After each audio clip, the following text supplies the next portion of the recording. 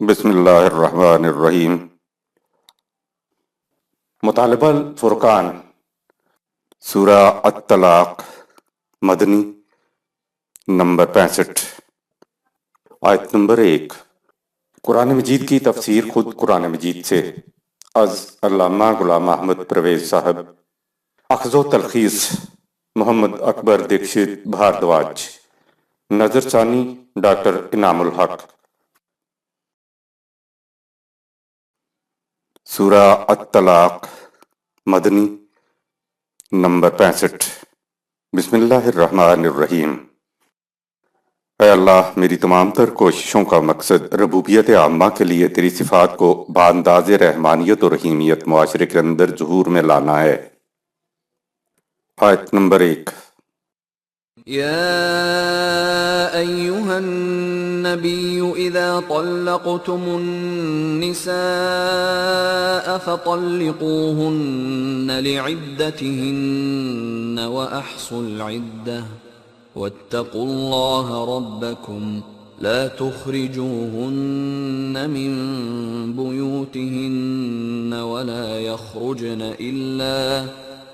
يخرجن إلا أن يأتين بفاحشة مبينة وتلك حدود الله ومن يتعد حدود الله فقد ظلم نفسه لا تدري لعل الله يحدث بعد ذلك أمرا۔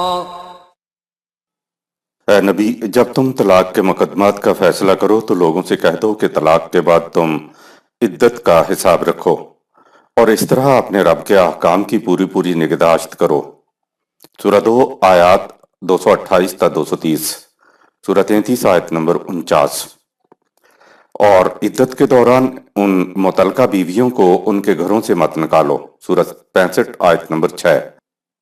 اور نہ ہی وہ خود ہی بلا عذر وہاں سے نکلیں، ہاں اگر وہ کسی کھلی ہوئی بے حیائی کی مرتکب ہو تو پھر انہیں گھر سے نکالا جا سکتا ہے۔ یہ اللہ کی مقرر کردہ حدود ہیں، اور جو شخص اللہ کی مقرر کردہ حدود سے تجاوز کرتا ہے تو وہ خود اپنے آپ پر زیادتی کرتا ہے۔ تم نہیں جانتے کہ زمانہ عدت میں ساتھ رہنے سے اگرچہ وہ میاں بیوی نہیں رہتے، لیکن ہو سکتا ہے کہ اس جدائی کے عملی تجربہ سے ایسے حالات پیدا ہو جائیں کہ ان میں باہمی موافقت کی شکل نکل آئے۔ قرآن حکیم کے نزدیک عائلی زندگی میں طلاق کے مسئلے کی اہمیت، سورت کے نام ہی سے یہ ظاہر ہے کہ اس میں طلاق کے متعلق کچھ احکامات دیے گئے ہیں۔ اس میں 2 ہی رکوع ہیں۔ پہلا پورا رکوع عائلی قوانین یا فیملی لاز پر مشتمل ہے۔ عائلی قوانین قرآن کریم کی مختلف آیات میں بکھرے ہوئے ہیں۔ زیادہ سورۃ البقرہ میں ہیں، پھر سورۃ النساء میں ہیں، انفرادی طور پہ 2 اور جگہ پر بھی ہیں۔ یہ تو ممکن نہیں کہ یہاں پورے قرآن میں بکھرے عائلی قوانین کا احاطہ کیا جا سکے۔ اگر انہیں قانون کی حیثیت سے آپ نے دیکھنا ہو تو وہ پرویز صاحب کی کتاب قرآنی قوانین میں مل جائیں گے۔ بہرحال ہم یہاں یہ عرض کریں گے کہ طلاق طلاق طلاق کہہ دینے سے قرآن کی روح سے طلاق نہیں ہوتی۔ ہمارے ملک میں جو عائلی قوانین رائج ہیں ان کی روح سے بھی طلاق نہیں ہوتی۔ رائج الوقت عائلی قوانین اور مذہبی پیشوائیت کے فتویٰ، ان میں جو طلاق کا طریقہ بتایا گیا ہے وہ گھر میں بیٹھ کر طلاق طلاق طلاق کہہ دینے سے بیوی شوہر پر حرام نہیں ہو جاتی۔ عائلی قوانین میں طلاق کے مؤثر ہونے کا طریقہ بتا دیا گیا ہے جو قرآن میں بتائے گئے طریقے سے بہت قریب ہے۔ اس کے برعکس علماء کرام کہتے ہیں کہ 3 طلاق کے بعد بیوی شوہر پر حرام ہو جاتی ہے۔ ان کے دوبارہ میاں بیوی بننے کے لیے حلالہ ضروری ہے۔ کسی مرد سے پہلے طے کر لیا جاتا ہے کہ وہ 1 رات کے بعد طلاق دے دے گا، اس کو حلالہ کہا جاتا ہے۔ طلاق دینے کا جرم تو مرد نے کیا اور حلالہ کی سزا عورت کو دی جا رہی ہے، جس پر شریف عورتیں پھانسی کو ترجیح دے لیتی ہیں مگر حلالہ کی سزا کو پسند نہیں کرتی۔ ستم ظریفی یہ ہے کہ حلالہ کو شریعت کا طریقہ بتایا جاتا ہے۔ عام طور پر یہ مولوی صاحبان حلالہ کے لیے اپنے آپ کو پیش کر دیتے ہیں۔ 1 رات گزارنے کے بعد اگر شوہر طلاق نہ دے تو کوئی کیا کر لے گا؟ گورنمنٹ نے مصالحتی کونسل بنائی ہوئی ہیں، اس کو مرد عورت میں سے جس کا ارادہ ہو درخواست دینی پڑتی ہے پھر کونسل اپنی مصالحتی کوشش کرتی ہے اور 90 دن کے اندر اندر ان میں مصالحت نہ ہو سکے تو پھر وہ فیصلہ دیتی ہے کہ مصالحت نہیں ہو سکی، اس لیے ان میں اب علیحدگی ہو گئی ہے۔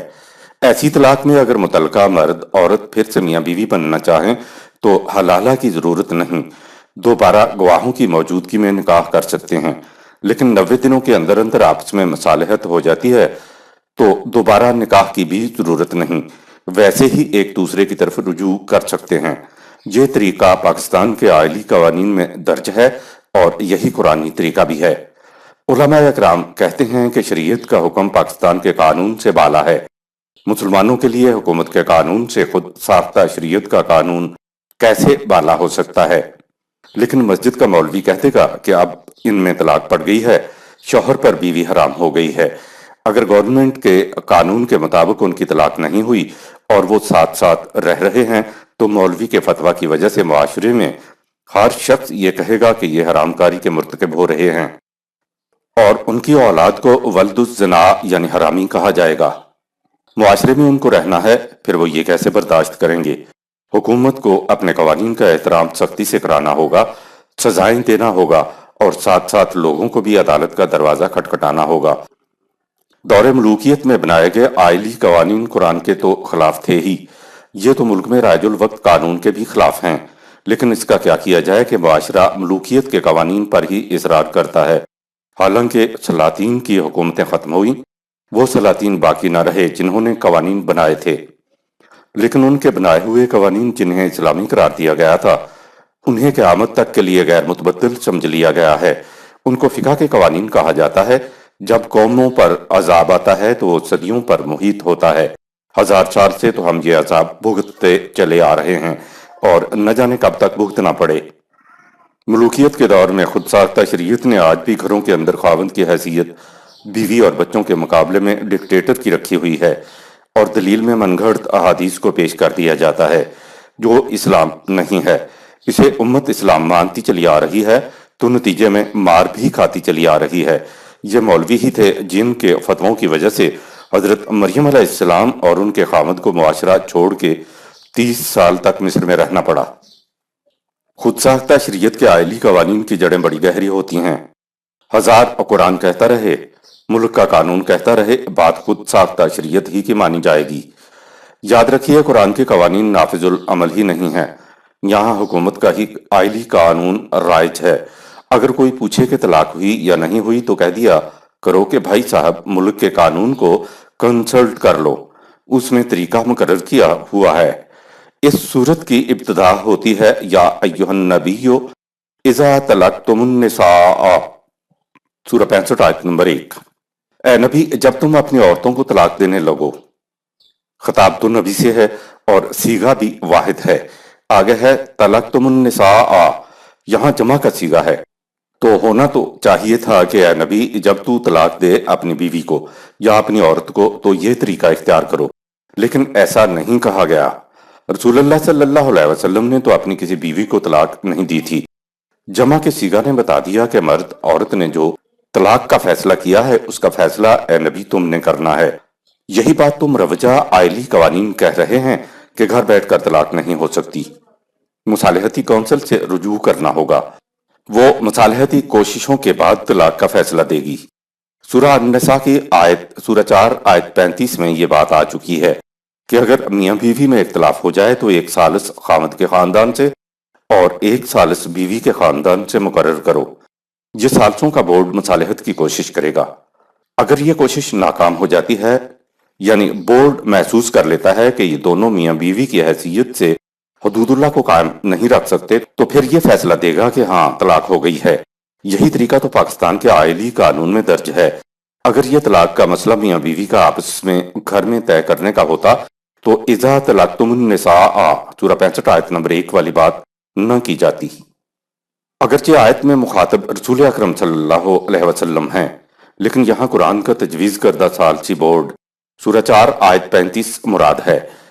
اب حضور صلی اللہ علیہ وسلم کے بعد اسلامی مملکت میں جو بھی صاحب اختیار ہوگا وہ یا ایھا النبی کی جگہ آ جائے گا۔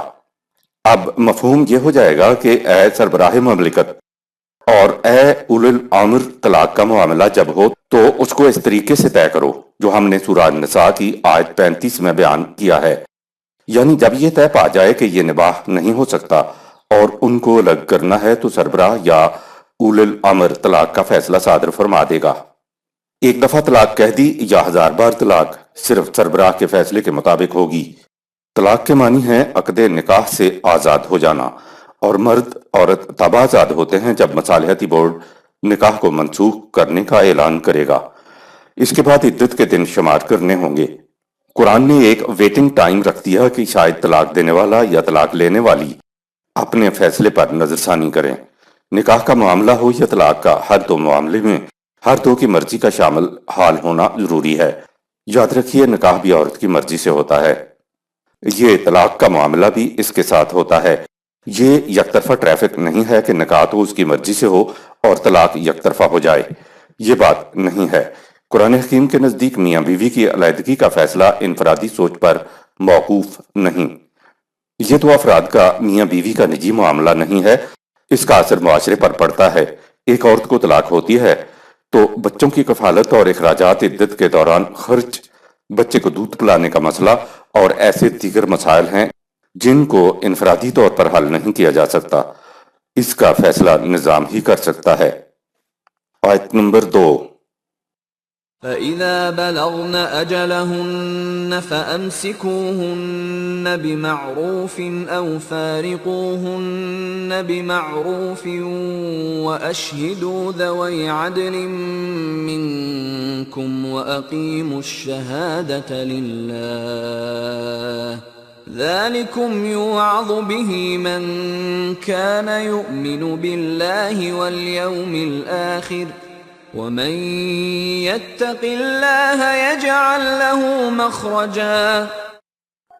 جب عدت کا زمانہ ختم ہونے کو آئے تو اس وقت معاملہ پر ٹھنڈے دل سے غور کرو۔ اگر نباہ کی صورت دکھائی دے تو قاعدے اور قانون کے مطابق میاں بیوی کی زندگی بسر کرو، لیکن اگر نباہ کی کوئی صورت نہ رہے تو پھر قاعدے اور قانون کے مطابق علیحدہ ہو جاؤ، اور اس آخری فیصلہ پر اپنے میں سے 2 گواہ مقرر کر لو جو کسی کی روح رعایت نہ کریں اور اسے فریضہ خداوندی سمجھ کر گواہی پر حق و انصاف سے قائم رہیں۔ یہ تاکید اس شخص کو کی جا رہی ہے جو قوانین خداوندی اور آخرت کی زندگی پر ایمان رکھتا ہے۔ ہو سکتا ہے کہ ان احکام کی پابندی میں تمہیں کوئی مشکل پیش آئے، لیکن اسے ہمیشہ پیش نظر رکھو کہ قانون کی پابندی کی وجہ سے اگر کوئی مشکل پیش آتی ہو تو نظام خداوندی اس مشکل کا کوئی نہ کوئی حل تجویز کر دے گا۔ آیت نمبر 3۔ وَيَرْزُقُهُ مِنْ حَيْثُ لَا يَحْتَسِبُ وَمَن يَتَوَكَّلْ عَلَى اللَّهِ فَهُوَ حَسْبُهُ إِنَّ اللَّهَ بَالِغُ أَمْرِهِ قَدْ جَعَلَ اللَّهُ لِكُلِّ شَيْءٍ قَدْرًا۔ نظام خداوندی ان کی مشکلات کو دور کرنے کے لیے ان کو وہاں سے رزق دے گا جہاں سے انہیں گمان بھی نہ ہوگا۔ یاد رکھو جو شخص بھی نظام خداوندی پر بھروسہ کرتا ہے تو نظام اس کے بھروسے کو پوری طرح نبھاتا ہے، اسے یوں ہی لٹکتا نہیں چھوڑ دیتا، کیونکہ اللہ نے ہر بات کے لیے پیمانے اور اندازے، قوانین و ضوابط مقرر کر رکھے ہیں جن کے مطابق سارے کام ہوتے رہتے ہیں۔ طلاق کا فیصلہ دینے والی عدالت کے لیے ضروری ہے کہ وہ تمام متعلقہ امور کو پیش نظر رکھے اور اس فیصلہ سے پیدا ہونے والی دشواریوں اور پیچیدگیوں کا مناسب حل تجویز کر دے۔ آیت نمبر 4۔ وَاللَّائِي يَئِسْنَ مِنَ الْمَحِيضِ مِن نِّسَائِكُمْ إِنِ ارْتَبْتُمْ فَعِدَّتُهُنَّ 3 أَشْهُرٍ وَاللَّائِي لَمْ يَحِضْنَ وَأُولَاتُ الْأَحْمَالِ أَجَلُهُنَّ أَن يَضَعْنَ حَمْلَهُنَّ وَمَن يَتَّقِ اللَّهَ يَجْعَل لَّهُ مِنْ أَمْرِهِ يُسْرًا۔ جن عورتوں کو حیض آنا بند ہو چکا ہو اور اس وجہ سے یہ دشواری لاحق ہو کہ ان کی عدت کا شمار کس طرح کیا جائے، تو ان کے لیے 3 حیض کی بجائے 3 مہینے مدت کے شمار کرو۔ یہی عدت ان عورتوں کے ضمن میں بھی شمار کرو جنہیں کسی عارضہ کی وجہ سے حیض نہ آ سکا ہو، اور حاملہ عورتوں کی عدت وضع حمل تک ہے۔ جو شخص بھی قوانین خداوندی کی نگہداشت کرے گا، نظام خداوندی اس کے لیے آسانیاں پیدا کر دے گا۔ بعض لوگوں کو شاید عدت کی مدت لمبی معلوم ہو، کیونکہ اس مدت میں انہیں متعلقہ بیوی کے اخراجات کا متحمل ہونا پڑے گا، لیکن اس میں خائف ہونے کی کوئی بات نہیں۔ متعلقہ عدالت کو ایسی شکلیں بھی سامنے رکھنی چاہیے اور ان کا حل تجویز کرنا چاہیے۔ آیت نمبر 5۔ ذلك أمر الله أنزله إليكم ومن يتق الله يكفر عنه سيئاته ويعظم له أجرا۔ یہ اللہ کا حکم ہے جو اس نے تمہاری طرف بھیجا ہے، اور جو شخص قانون خداوندی کی نگہداشت کرتا ہے تو نظام خداوندی اس کی وہ دشواریاں دور کر دیتا ہے جو اس قسم کی عائلی ناہمواریوں سے پیدا ہوتی ہیں، اور اس معاملے میں دشواریاں برداشت کرنے کے عمل کا وہ بہت بڑا اجر دیتا ہے۔ آیت نمبر 6۔ اسكنوهن من حيث سكنتم من وجدكم ولا تضاروهن لتضيقوا عليهن وإن كن أولات حمل فأنفقوا عليهن حتى يضعن حملهن فإن أرضعن لكم فآتوهن أجورهن وأتمروا بينكم بمعروف وَإِن تَعَاسَرْتُمْ فَسَتُرْضِعُ لَهُ أُخْرَى۔ تم ان متعلقہ عورتوں کو وہیں رکھو جہاں پر تم رہتے ہو، اور اسی طرح رکھو جس طرح تم خود رہتے ہو، اور انہیں تنگ کرنے کی غرض سے کسی قسم کی تکلیف نہ پہنچاؤ، اور اگر وہ حمل سے ہیں تو وضع حمل تک تمہیں ان کا خرچ بہرحال برداشت کرنا ہے۔ اگر وضع حمل کے بعد وہ تمہاری خاطر بچے کو دودھ پلائیں تو انہیں ان کے دودھ پلائی کی اجرت دو۔ ان امور کی تفاصیل کو باہمی مشورے سے باقاعدہ قانون کے مطابق طے کر لیا کرو، اور اگر تم میں سے کسی پر یہ دودھ پلانے کا انتظام گراں گزرے تو تم کسی دوسری عورت کا انتظام کر لو جو بچے کو دودھ پلائے۔ آیت نمبر 7۔ لِيُنْفِقْ ذُو سَعَةٍ مِّن سَعَتِهِ وَمَن قُدِرَ عَلَيْهِ رِزْقُهُ فَلْيُنْفِقْ مِمَّا آتَاهُ اللَّهُ لَا يُكَلِّفُ اللَّهُ نَفْسًا إِلَّا مَا آتَاهَا سَيَجْعَلُ اللَّهُ بَعْدَ عُسْرٍ يُسْرًا۔ متعلقہ کا خرچہ یا دودھ پلانے کی اجرت کا معاملہ طے کرنے کے سلسلہ میں اس بات کو مد نظر رکھو کہ صاحب وسعت اپنی وسعت کے مطابق خرچ دے، اور جس کا ہاتھ تنگ ہو تو جو کچھ اللہ نے اسے دے رکھا ہے وہ اس کے مطابق دے۔ یاد رکھو خدا کا قانون کسی پر اس کی حیثیت سے زیادہ بوجھ نہیں ڈالتا۔ اگر اس فالتو خرچ سے اس پر کچھ تنگی آ جائے تو قانون خداوندی کی روح سے عدالت اس کی اس تنگی کو آسانی میں بدل دے گی۔ آیت نمبر 8۔ وَكَأَيِّن مِّن قَرْيَةٍ عَتَتْ عَنْ أَمْرِ رَبِّهَا وَرُسُلِهِ فَحَاسَبْنَاهَا حِسَابًا شَدِيدًا وَعَذَّبْنَاهَا عَذَابًا نُكْرًا۔ ان معاملات کا قوموں کی زندگی پر بڑا گہرا اثر پڑتا ہے، چنانچہ تاریخ کے اوراق اس پر شاہد ہیں کہ کتنی ہی قومیں ایسی تھیں کہ انہوں نے خدا کے قوانین سے سرکشی برتی اور اس کے رسولوں کی مخالفت کی، تو ہمارے قانون مکافات نے ان کا سخت محاسبہ کیا اور ان پر انہی کی وجہ سے تباہیاں اور بربادیاں آ گئیں۔ عتت عن امر ربہا، سورہ 65 آیت 8۔ خدا کے ساختہ قوانین سے سرکشی اختیار کی۔ ہماری عائلی زندگی کا قوموں کے تمدن کے ساتھ، قوموں کے انجام کے ساتھ، قوموں کی خوشحالی اور خوشگواری کے ساتھ بڑا گہرا تعلق ہے۔ ان کے مطابق زندگی بسر کی جائے تو گھروں کی زندگی پرسکون اور اطمینان بخش ہو جاتی ہے۔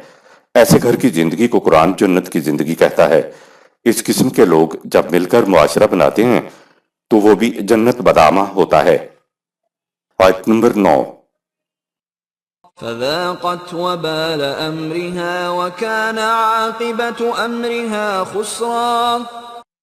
چنانچہ انہوں نے خود ساختہ قوانین و ضوابط کے تباہ کن نتائج کا مزہ چکھا، اور ظاہر ہے کہ جب انسان قوانین خداوندی کو چھوڑ کر ان کی جگہ اپنے قوانین وضع کرنے لگ جائے تو اس کا نتیجہ تباہی اور بربادی کے سوا اور کیا ہو سکتا ہے۔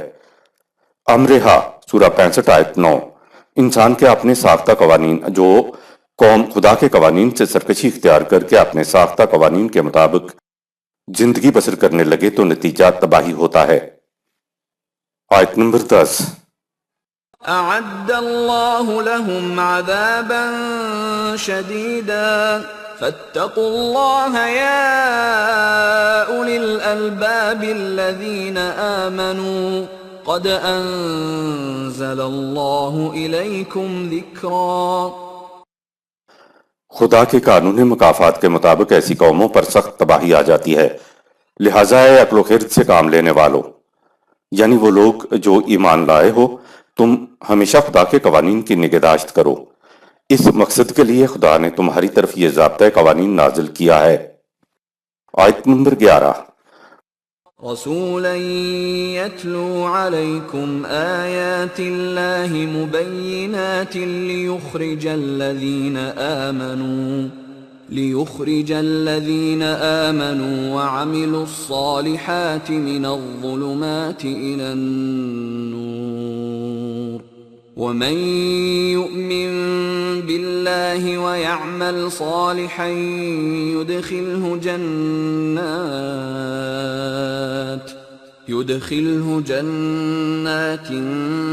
تجري من تحتها الأنهار خالدين فيها أبدا قد أحسن الله له رزقا۔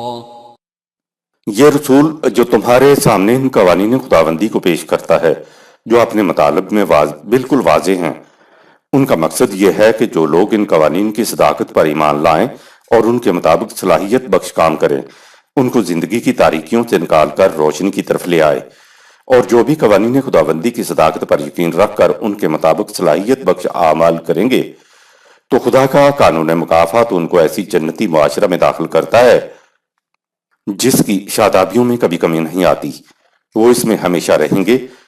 ان کے لیے خدا حسن کارانہ انداز سے دنیا و آخرت میں سامان زیست مہیا کرتا ہے۔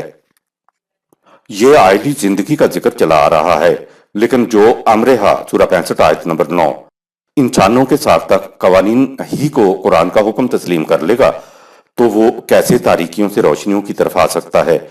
تاریکیوں سے روشنی کی طرف تو امر ربہا سورہ 65 آیت نمبر 8 یعنی خدا کے عطا کردہ قوانین کے مطابق زندگی بسر کرنے سے ہی آیا جا سکتا ہے۔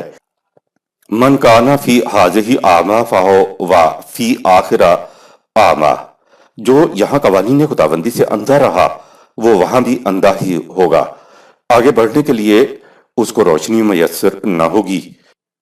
امر ربہا سورہ 65 آیت نمبر 8 کے مطابق زندگی بسر کرنے والوں کو یہاں اور وہاں خوشگواریوں اور سبزیوں سے بھرپور سدا بہار جنت کی زندگی ملے گی۔ آیت نمبر 12۔ الله الذي خلق 7 سماوات ومن الأرض مثلهن يتنزل الأمر بينهن لتعلموا أن الله على كل شيء قدير وأن الله قد أحاط بكل شيء علما۔ یہ نظام ربوبیت اس خدا کی طرف سے ہے جس نے کائنات کی فضاؤں میں متعدد بلندیوں کو پیدا کیا، اور ہر بلندی کے مقابلہ میں اس جیسی پستی کو وہ ان تمام اجرام فلکی میں اپنے پروگرام کو نافذ کرتا رہتا ہے۔ ان امور کو اس لیے بیان کیا ہے تاکہ سمجھ لو کہ کائنات میں ہر شے اس کے مقرر کردہ اندازے اور پیمانے قانون کے مطابق چل رہی ہے، اور یہ کہ کائنات کی کوئی شے علم خداوندی کے احاطہ سے باہر نہیں۔ ارض و سما انسان کی پوزیشن بدلنے سے بدل جاتے ہیں۔